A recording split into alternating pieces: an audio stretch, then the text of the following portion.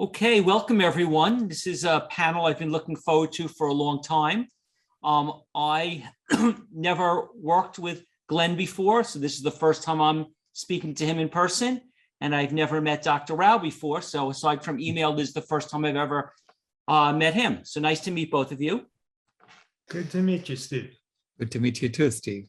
And Dr. Oppenlander, for those of you that don't know, has spoken at our conferences several times. He took off a bunch of years over the past few years to take care of his son who passed away at 37 from brain cancer. So this is the first year he's been back. Dr. Oppenlander, before we get started, do you want to take a moment, tell everyone who your son Ty was and why he was such an important person in the world for all the people that never got a chance to know him? Well, thank you, Stephen. I appreciate that. Basically, Ty was an inspiration to a number of people. He led a life similar to what you just saw in Dr. Rao's prelude there, where he was selfless and helped people and was just a bright light in everybody's life, and did a number of things for those around him to bring happiness and joy. And he with his two sisters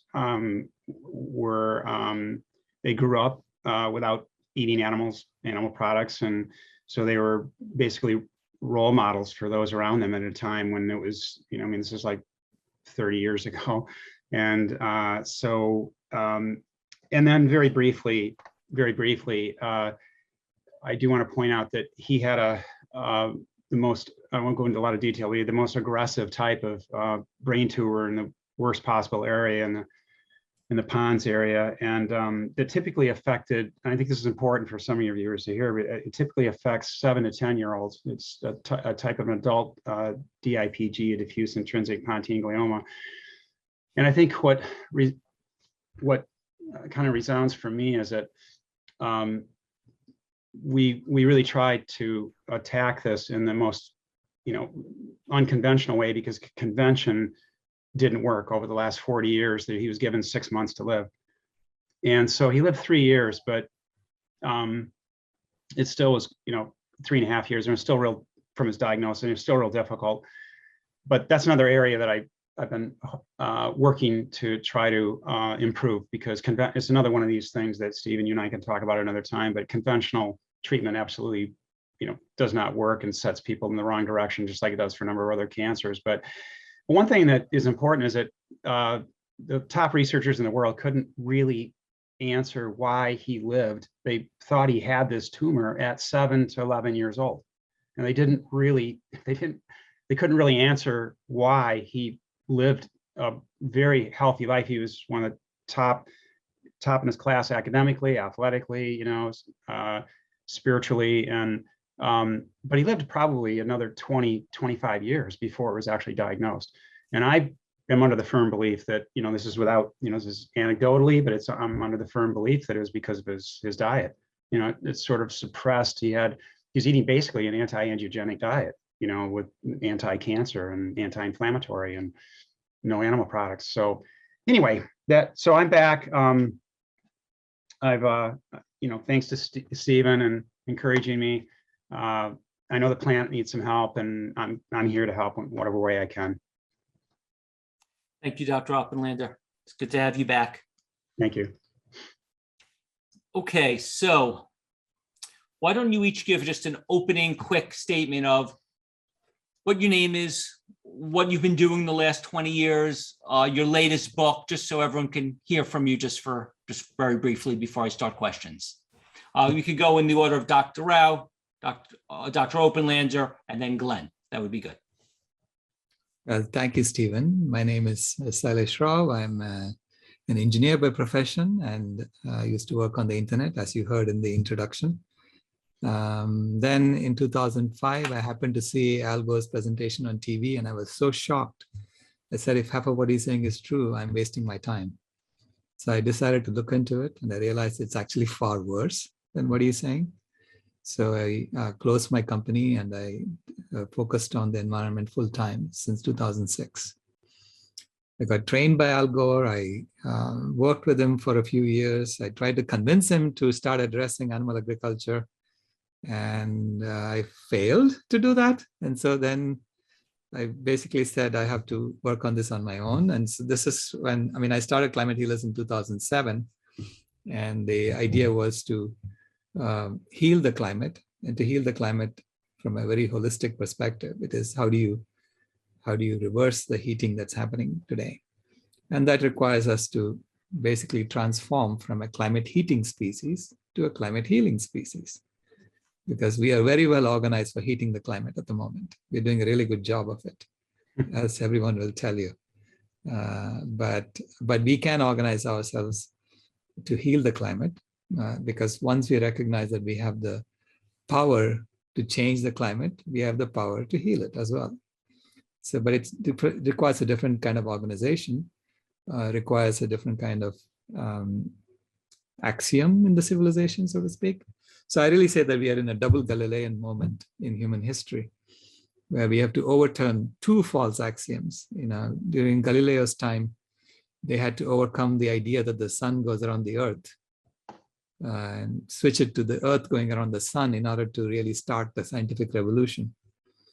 In the same way, we have to overcome the axiom of consumerism and the axiom of supremacism in order to start the sustainability revolution. And we are on our way to doing that, which is exactly what the vegan movement is all about as well. So I'm glad to be here, and thank you so much for this opportunity, Stephen. Thank you.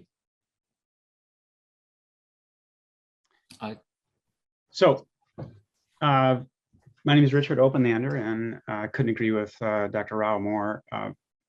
To consolidate, thoughts about my journey, basically, I realized maybe 45, 50 years ago, is when I was in graduate school, that I started looking a little closer at what our dietary choices affected our own human health, and then went from there. Like many people have a journey that will bring them eventually to how our dietary choices, how they come about in terms of agricultural systems. And then I started seeing exactly what was going on behind the scenes. And so this has been an evolution that began maybe 45 years ago. And then I started speaking, started bringing all three together in terms of how animals are, what we're doing to the animals, but not just domesticated. I'm talking about wild animals as well, displacement, and so in exploitation. So basically, I decided maybe 25 years ago to bring it all full circle and try to educate. That's why the title of my first book was Comfortably Unaware, because I was under the belief that the world just needed to be educated. Now I know there's a number of other forces at play, but so basically I committed myself to at different points in my life to educating, and then to now to effectively move the critical mass forward through those with platforms of influence as well as the public, and to bring it to understand not just climate change, but understand, in fact, there are other different drivers of the damage we're doing to our planet. And so we can talk more about that as the panel begins. And I talk quite a bit about that in the presentation I had on Saturday as well as on Tuesday.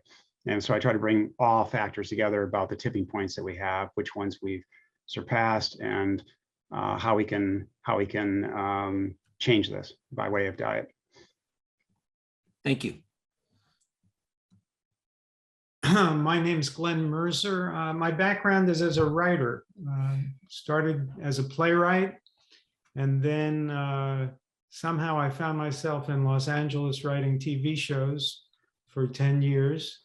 Very forgettable sitcoms and so forth. And the year that they stopped hiring me for some reason in LA, 96, I met Howard Lyman, who was a cattle rancher turned vegan animal rights activist. And we decided to try to write a book together. So that was my first effort at writing nonfiction. And we wrote the book Mad Cowboy. And until I had that opportunity to write Mad Cowboy, I had been what I call a shy vegan, by which I mean I was doing it for my own health. I believed it's the healthiest diet. I wasn't then as informed about how to create a truly healthy diet as I am now. So I used to eat a lot of, vegan processed food.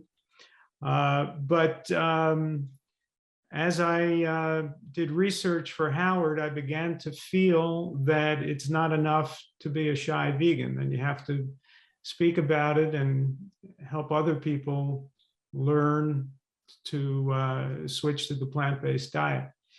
And so since writing that book with Howard, Mad Cowboy, we did a second book called No More Bull. And then I co-authored a number of other books in this space. And in the last 2 years, I've written 2 books of my own. One is called Own Your Health, which is a book on nutrition. I set for myself a very low bar, which was that I wanted to try to write the funniest book ever written on nutrition. Now, if you think about it, there are some great books on nutrition, like The China Study by T. Colin Campbell, or Prevent and Reverse Heart Disease by Dr. Caldwell Esselstyn. These are great books, but they're not remotely funny. So I wanted to try to write a book on nutrition that would be funny and easy to read. So that's Own Your Health. And then I heard about a fellow named Dr. Sailesh Rao, who had written a paper asserting that animal agriculture was responsible for at least 87% of greenhouse gases.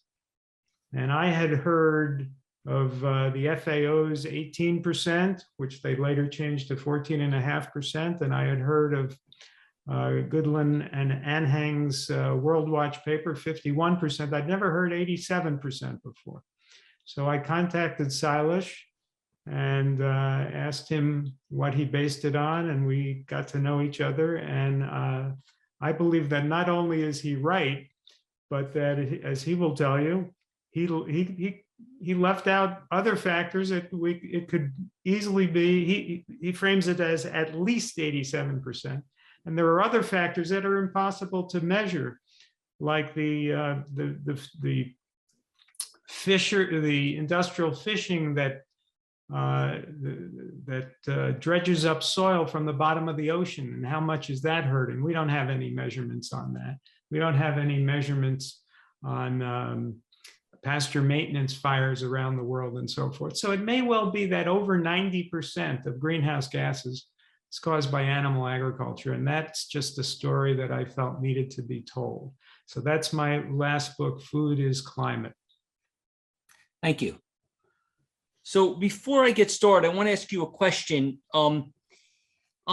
Is it possible that we're just wasting your time and our audience's time and everyone's time, and the whole conference is a waste of time because it doesn't matter? Well, the argument being that, does it really matter if we point all this stuff out when in the end of the day, industries, let's take the oil industry or the beef industry or the dairy industry or the chemical industry, they make a lot of money. They have a lot of investors. They have a lot of employees. They have ad agencies. They have PR agencies.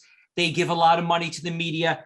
And if you say that you've got to take that the people who are investing in oil or in coal or in chemicals or in animal agriculture are going to lose a lot of money because this industry is going to go away, then those people, the investors, the employees, the board of directors, all the people who benefit from that industry are going to fight and fight and fight and not want to give up and not want to change. So even if we prove beyond a shadow of a doubt that it's urgent and it's necessary to make these changes, the companies that would have to change them and their investors would lose money and very likely would say, I don't want to make the change because I don't want to lose my investment. So for that reason, should we even have this panel or this conference? Does it even make a difference? Or are those companies, no matter what you prove, going to say, no, we don't believe it, we don't accept it because I don't want to lose my investment in this industry?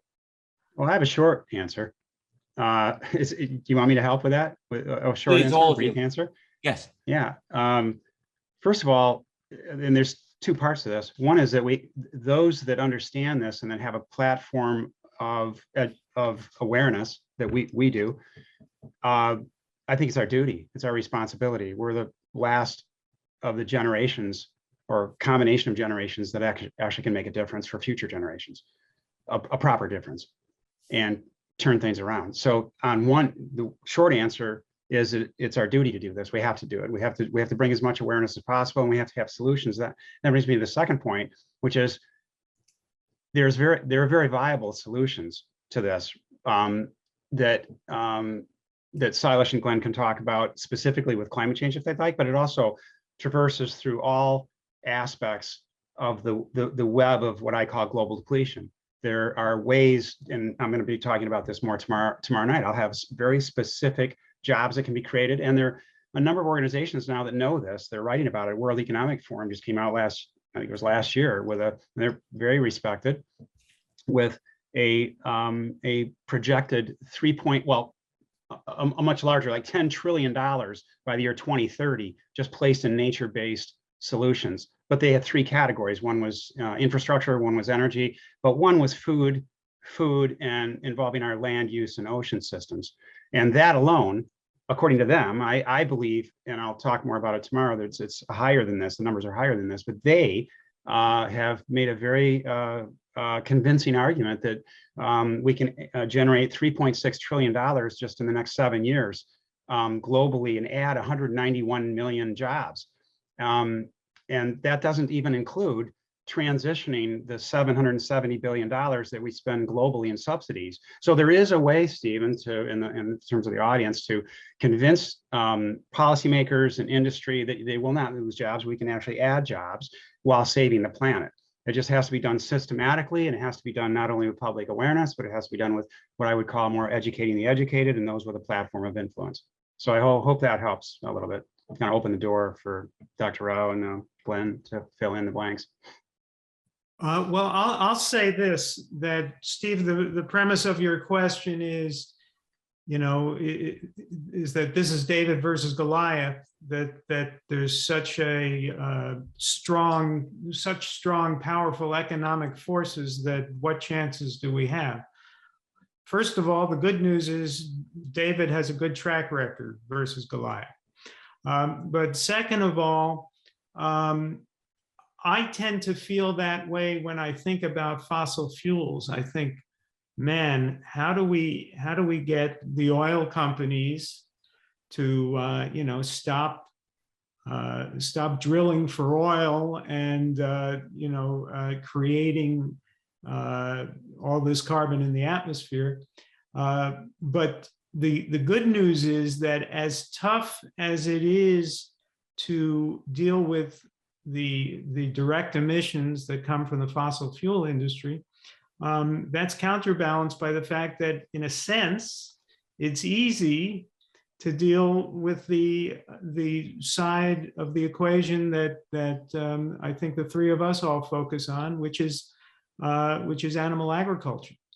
All of us have to do is stop eating meat, and the industry has no power over us. All we have to do is have a grassroots effort and get the world to stop eating meat. Now, obviously, that's highly difficult. The odds are David versus Goliath odds, but it's entirely in our hands. It's not in the hands of the oil companies or some giant corporations. It's entirely a grassroots thing where it's all the power is with the people. If all the people in the United States tomorrow stopped eating meat, there'd be nothing that Cargill could do about it. So all the power is in our hands on the animal agriculture side of it. On the fossil fuel side, it's tougher in my opinion. But on the animal agriculture side, all the power is in our hands, and that's 87% or more of the problem. So we really can defeat this just with our diet. Yeah, I have a more systemic view of this. When I was finishing my bachelor's, actually, I worked on a problem that had to do with nonlinear phase transitions. how nonlinear phase transitions happen. And it had to do with circuits, when I was doing my work, but it is very similar to any nonlinear phase transition that happens in human society. And to me, history is a chronicle of all the nonlinear phase transitions that happened in human history. Because we don't chronicle things that were the same. We chronicle things that made a big change, big difference.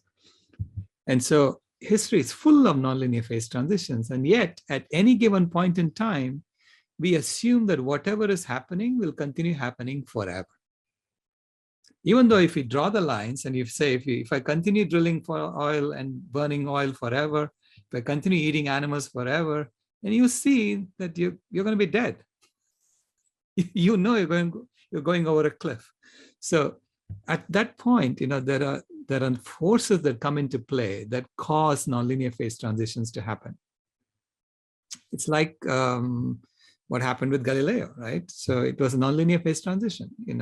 Once we all agreed that the Earth goes around the sun and not the other way around, no one could come back and tell us, let's go back to the way things were. And then Newton's laws of motion came into play, and science became a powerful way of discovering the truth. And so all that scientific revolution could not have happened without overturning that assumption. In the same way, we are going through nonlinear phase transition right now.